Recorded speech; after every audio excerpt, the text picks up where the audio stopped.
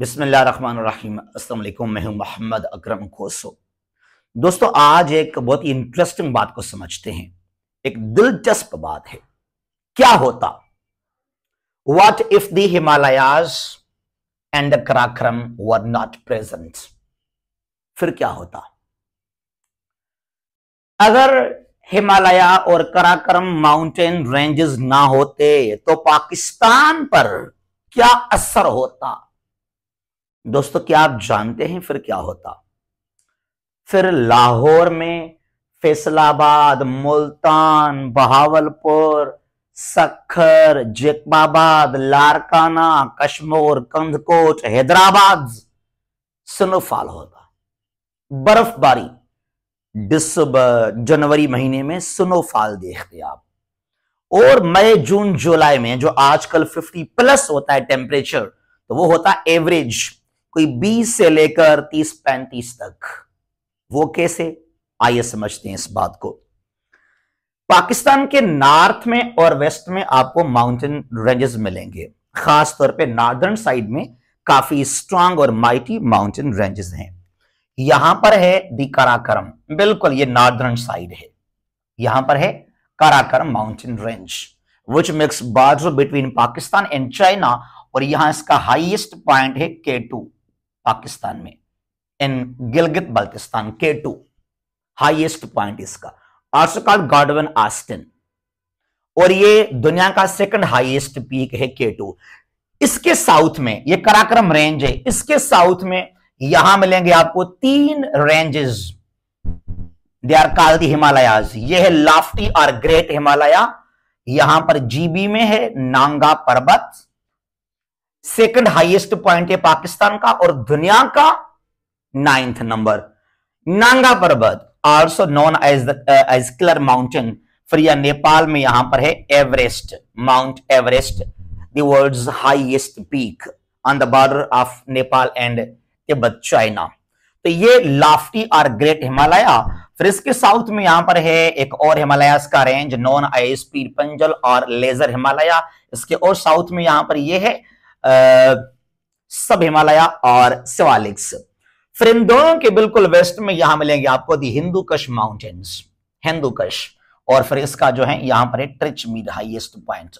हम बात करते हैं खासतौर पे इन दोनों के बारे में, कराकरम और हिमालयास को लेकर। अगर ये दोनों रेंजेस ना होते तो क्लाइमेट जो था पाकिस्तान का, इस पर क्या असर पड़ता।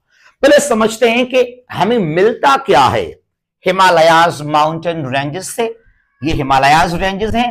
और कराकरम से, यहां से हमें आजकल क्या मिल रहा है।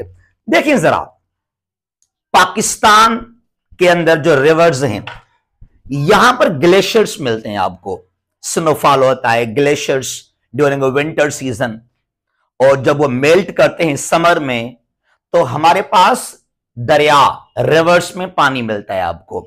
यहां पर ये तिब्बत चीन से स्टार्ट है, दरिया Sindh, Indus river in Indian illegally occupied Kashmir, GB, KPK, फिर पंजाब, फिर ये सिंध में आकर यहां पर अरेबियन सी के अंदर ये इंडस रिवर है, मेन रिवर है पाकिस्तान का। फिर यहां पर ये झेलम है और ये चनाब हो गया, रावी हो गया, और ये जो है सतलज रिवर यहां पर आ गया। उसके बाद ब्रह्मपुत्र रिवर है तिब्बत चीन के अंदर, गंगा रिवर है इंडिया के अंदर। तो ये जो पाकिस्तान में, इंडिया में और चीन में बड़े बड़े रिवर्स हैं, तो शायद ये रिवर्स ना होते, फिर ये रिवर्स ना होते जो आज हमारे पास पानी मिलता है ना हमें एग्रीकल्चर के लिए, तो ये रिवर्स वगैरह ना होते फिर आपके पास।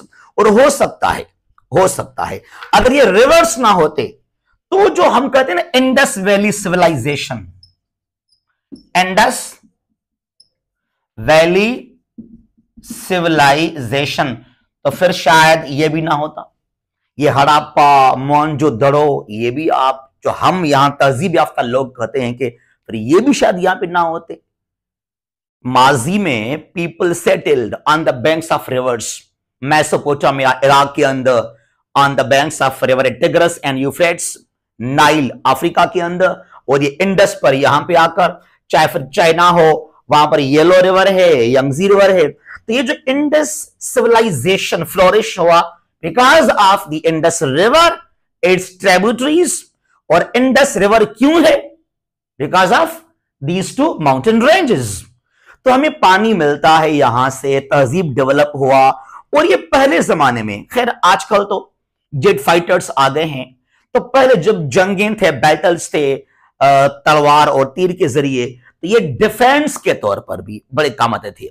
बड़े सगीर को बचाने के लिए, डिफेंड करने के लिए ये कराकरम और हिमालयाज और भी काफी इनके मिलेंगे आपको फायदे। लेकिन बात क्या है, अगर इनको आज हम उड़ा दें, कोई मिसाइल लगाकर, कोई तोड़ दें इनको हम बम ब्लास्ट के जरिए, तो फिर क्या होगा? फिर क्या होगा? एक्चुअली मैंने क्या बोला कि फिर यहां मिलेगा आपको स्नोफॉल। लाहौर के अंदर, बहावलपुर में, बहावलनगर में, मुल्तान में, सक्खर में, हैदराबाद में, लारकाना में, जकमाबाद में स्नोफॉल मिलेगा आपको विंटर सीजन में। और जो समर होगा, और फिर वहां बहुत कम होगा टेम्परेचर। वो कैसे? वो ऐसे, देखें जरा, हमारे पास ये मॉनसून विंड्स जो आते हैं साइबेरिया से। ये साइबेरिया रशिया का वो हिस्सा जो कि यूरल माउंटेन के बिल्कुल ईस्ट में है। यूरल माउंटेन जो है वो बाउंड्री बनाते हैं बिटवीन एशिया एंड यूरोप। तो रशिया को दो पार्ट्स में डिवाइड करते हैं ये माउंटेन्स। तो साइबेरिया एक्चुअली क्या है? रशिया का 75% लैंड जो कि एशिया के अंदर है या ईस्ट ऑफ यूरल माउंटेन है। तो ये बिल्कुल नॉर्दर्न साइड है वो। तो साइबेरिया के बाद यहां पर सेंट्रल एशिया है, जो कार्स कंट्रीज हैं, साइबेरिया, फिर सेंट्रल एशियन रिपब्लिक्स। तो वहां से क्या होता है, अक्टूबर के बाद नवंबर, दिसंबर, जनवरी, फरवरी, मार्च मॉनसून विंड्स चलते हैं, ठंडी हवाएं मिलेंगी आपको नॉर्थ से, यूं साउदर्न साइड में। तो वो जब ठंडी हवाएं आते हैं नॉर्थ से, तो यहां पे आकर कराकरम में, हिमालयाज में टकरा कर यहां से रुक जाते हैं। ये बहुत ही इनकी जो है पीक काफी ये ऊपर है, 8000 मीटर इनकी हाइट है। तो यहां पे आकर माउंटेन से वो ठंडी हवाएं स्टॉप हो जाते हैं, रुक जाते हैं। और ये आगे साउथ में हमें वो ठंडी हवाएं नजर नहीं आती, नहीं मिलते हैं। तो इसके लिए यहां काफी हाई टेम्परेचर है। तो अगर आप इनको तोड़ दे माउंटेन्स को, अब ये है तो बहुत ही मुश्किल और ये होगा भी नहीं। हमें फायदा हो रहा है यहां से, पानी, दरिया, रिवर्स वगैरह। लेकिन एग्जाम्पल बस बात करते हैं कि फिर होता क्या, फिर क्या होगा अगर ये माउंटेन्स यहां पे ना हो, हिमालयाज और कराकरम, फिर क्या होगा? फिर साइबेरिया से, फिर ये रशिया से, सेंट्रल एशिया से ठंडी हवाएं आ जाएंगे, यहां रुकेंगे नहीं, साउथ में आ जाएंगे। तो ये जो है सेंट्रल और साउदर्न पंजाब, ये सिंध, यहां पर ये लाहौर, ये मुल्तान, बहावलपुर, सक्खर, लारकाना, दादू, जैकबाबाद, हैदराबाद, यहां मिलेगा आपको स्नोफॉल दिसंबर में, also in the month of January. Winter में मिलेगा आपको यहां पे स्नोफॉल, जब ठंडी हवाएं ये आगे फ्लो करेंगे। तो और जो हम देखते हैं ना ये दादू में, लारकाना में, तो यहां पर हमें क्या मिलता है? इवन मैं लाहौर में था, बहुत ही वहां पे हाई टेम्परेचर था, तो 50+ हमारे पास यहां पर सिंध में भाई 50+ रहता है टेम्परेचर, मई, जून, जुलाई को लेकर।